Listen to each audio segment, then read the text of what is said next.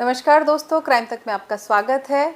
मैं पूनम शर्मा कानूनी कहानी में फिर आपके साथ हाजिर हूँ। कैमरे के पीछे मेरे साथ हैं सत्येंद्र भाटी। आप लोगों के बहुत सारे मेल मिले, बहुत सारे लोगों ने मुझे पर्सनली कहा कि आप कई बार बताती हैं कि अगर घरेलू हिंसा के शिकार कोई पत्नी हो रही है, बहू हो रही है, तो उसके क्या कानूनी अधिकार हैं। लेकिन अगर बहू ही घरेलू हिंसा सास पर कर रही हो या घर की और महिलाओं पर कर रही हो तो उसके कानूनी क्या अधिकार हैं, ये भी आप बताइए। तो आज मैं इसी पर कानूनी कहानी कर रही हूँ कि अगर सास जो है वो खुद घरेलू हिंसा की शिकार हो रही है बहू के द्वारा, तो क्या वो भी जो घरेलू हिंसा है उसका मुकदमा अपनी बहू पर कर सकती है और किन प्रोविजंस में कर सकती है, किस किस तरह की रिलीफ में चीज़ें उसे कोर्ट से मिल सकती हैं। ये तमाम चीज़ों को लेकर आपको आज विस्तार से बताऊंगी। पहली चीज़ तो ये कि पहले हमारे कानून में सिर्फ जो घरेलू हिंसा है वो माना जाता था कि बहुओं पर ही होती है, तो इसीलिए पत्नी हुई बहू हुई वही इस तरह के मामलों को घरेलू हिंसा के दर्ज कराती थी।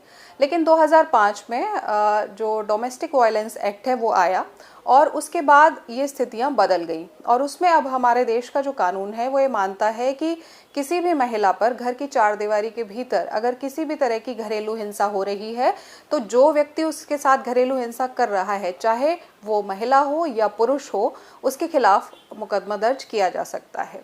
अब इसीलिए जो डोमेस्टिक वायलेंस एक्ट है 2005 का, उसकी जो धारा 12 है उसके तहत अगर कोई सास घरेलू हिंसा की शिकार हो रही है अपनी बहू के द्वारा, तो वो इस धारा 12 के तहत मुकदमा दर्ज करा सकती है कोर्ट में। अगर कोर्ट में मुकदमा नहीं दर्ज कराना है तो हर जिले में एक संरक्षण अधिकारी होता है जो बकायदा डोमेस्टिक वायलेंस एक्ट के केसेस के लिए ही अपॉइंट किया जाता है। तो वहाँ भी आप अपनी शिकायत दे सकते हैं, सिलसिलेवार तरीके से आप बता सकते हैं कि किस तरह से आपकी बहू आपको घरेलू हिंसा की शिकार बनाती आ रही है। अब उसमें किस तरह के रिलीफ आपको मिल सकते हैं, या फिर सास के अलावा अगर ननद भी साथ रहती है जिसकी शादी नहीं हुई है, तो क्या उसको भी अपनी भाभी के खिलाफ इस तरह के मामले करने का अधिकार है? तो बिल्कुल है, क्योंकि कोर्ट ये मानता है, जो हमारा कानून है वो ये मानता है कि जो सास है वो भी उस घर की बेहता बहू है। तो एक छोटी बहू है, एक बड़ी है, जो बड़ी है वो सास बन गई। तो कानून ये कहता है कि दोनों के लिए अगर घरेलू हिंसा की वो शिकार हो रही हैं तो दोनों के पास ही पर्याप्त कानूनी अधिकार हैं और सेम अधिकार हैं। ननद के साथ भी यही है कि जो सास के अधिकार हैं वही ननद के पास भी हैं। तो क्या अधिकार हैं, किस तरह से चीज़ें आगे कर सकते हैं आप, वो मैं आपको आगे बताती हूँ। लेकिन जो डोमेस्टिक वायलेंस एक्ट है उसमें 4 तरह के प्रोविजंस हैं जिसमें आप इस तरह की शिकायतें दे सकते हैं। अगर महिला कोई है जिस पर पुरुष द्वारा हिंसा की गई है तो वो 4 कैटेगरीज में रखी गई है। इसमें एक तो शारीरिक है, दूसरा मानसिक है, तीसरा आर्थिक है और चौथी है यौन हिंसा।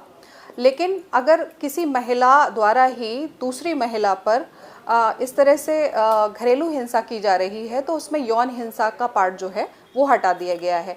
यानी 3 कैटेगरीज महिला पर अगर डोमेस्टिक वायलेंस का केस दर्ज कराती है तो रहती हैं।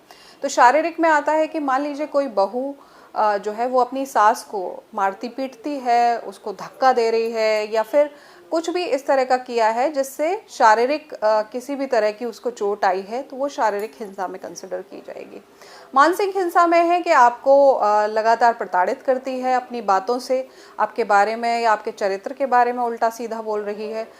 या फिर तीसरी तरह की जो हिंसा है वो है आर्थिक हिंसा। मान लीजिए कि सास के नाम से घर है और मान लीजिए सास की कोई अर्निंग है, तो बहू अगर मान लीजिए उसको जबरन अपने पास प्रॉपर्टी को कब्जे में ले लेती है या किसी भी तरह से जो पेंशन की शक्ल में आ रहा है या सैलरी मिल रही है सास को और अगर बहू उसको छीन लेती है, तो ये आर्थिक हिंसा में आएगा।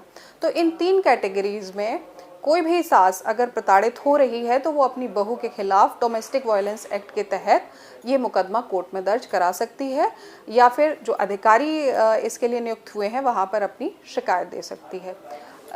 इसमें डोमेस्टिक वायलेंस एक्ट में थोड़ा ये और बताना चाहूँगी मैं आपको कि इसकी जो धारा 19 है उसमें दिया गया है कि बहू अगर स्टे ले लेती है तो सास फिर उसको घर से नहीं निकाल सकती है। लेकिन वैसे ही जो इसकी धारा 19 है उसका जो सबसेक्शन 1A है वो ये कहता है कि अगर बहू जो है आपको प्रताड़ित कर रही है तो सास भी घर पे स्टे ले सकती है और बहू को फिर घर से निकालने का अधिकार उसके पास है। यानी कुल मिलाकर अगर सास के नाम से वो घर है और वो प्रताड़ित हो रही है अपनी बहू के द्वारा, तो ऐसी स्थिति में उसको बहू को घर से निकालने का पूरा अधिकार है, अगर बहू ने पहले से ही कोई स्टे किसी कोर्ट से नहीं लिया हुआ है। जब भी आप इस तरह से कोर्ट में मामला अगर डालते हैं अपनी बहू के खिलाफ, तो कुछ चीज़ों का ध्यान रखना आपको ज़रूरी है। एक तो ये कि जब भी आप बता रहे हैं कि आपके साथ बहू घरेलू हिंसा कर रही है, तो वो किस तारीख में हुई, किस सन में हुई, आपको सब कुछ याद रखना होगा। समय आपको याद होना चाहिए, तारीख याद होनी चाहिए, साल याद होना चाहिए। यानी कुल मिलाकर जब कोर्ट में इस तरह के मामले आते हैं तो क्रिस्टल क्लियर तरीके से आपको पता होना चाहिए कि बहू ने किस दिन आप पर घरेलू हिंसा की और आप उसकी शिकार हुई। अगर आप सही ये नहीं बता पाती हैं तो कोर्ट ये मानता है कि जब किसी चीज़ की घटना की कोई तारीख ही नहीं है तो इसका मतलब वो घटना नहीं हुई है। तो जब भी कोर्ट में आप अपनी अर्जी लगाएं तो इस बात का ख़ास तौर से ख्याल रखें कि एक एक घटनाक्रम जो आप बता रहे हैं उसमें समय दिया गया हो, उसमें तारीख दी गई हो, उसमें सन दिया हुआ हो, साल दी हुई हो। दूसरी चीज़, अगर इसमें कोई मेडिकल रिपोर्ट आप लगाना चाहती हैं, मान लीजिए उस दौरान आपके साथ बहू ने मारपीट की और आपने उस दौरान मान लीजिए अपना मेडिकल करा के रखा हुआ है, तो या फिर किसी डॉक्टर को दिखाने आप गई हैं जिस वहाँ पर, तो वो पर्चा आपके पास होना चाहिए। अगर वो तमाम चीज़ें आप मेडिकल से जुड़ी हुई नहीं दे रही हैं तो भी कोर्ट में आपका मामला पुख्ता नहीं होगा। कोर्ट को कन्विंस करना आपके लिए मुश्किल होगा कि आपके साथ सच में आपकी बहू ने घरेलू हिंसा की है। तीसरी इसमें महत्वपूर्ण चीज़ ये है कि अगर आपके पास मारपीट का कोई वीडियो है, ऑडियो है या कोई बातचीत हुई है आपके साथ जिसमें बहू ने आपको प्रताड़ित किया है, तो इस तमाम तरह की जो चीज़ें हैं, ऑडियो, वीडियो या दस्तावेज़ की शक्ल में कुछ आपके पास हैं, तो वो भी कोर्ट रिकॉर्ड में अपनी अर्जी के साथ आप ज़रूर दें। वो आपके केस को और मजबूत करेंगी और आप जो आरोप लगा रहे हैं घरेलू हिंसा का अपनी बहू पर, वो कोर्ट में साबित करना आपके लिए आसान होगा।